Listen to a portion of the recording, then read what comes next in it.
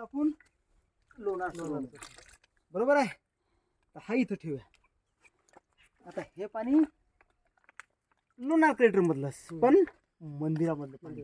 आजूबाजूनं alkaline water, मधात 2 फुटवर neutral water. आता alkaline आहे की न्यूट्रल आहे आता ते डायरेक्ट एक्सपेरिमेंटच करून तुम्हाला दाखवतो.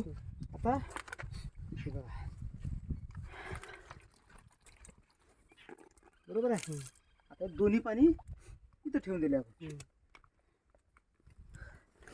आता आपण घेणार आहोत पीएच पेपर सारखंच एक हळद. हे बघा ही हळद असते, ही अल्कलाइन आणि ॲसिडिक दाखवते परफेक्ट. फक्त त्याच्यावर आकडे नसतात. ही हळद या पाण्यामध्ये टाकली. आता ही हळद काय करू, या पाण्यामध्ये टाकू.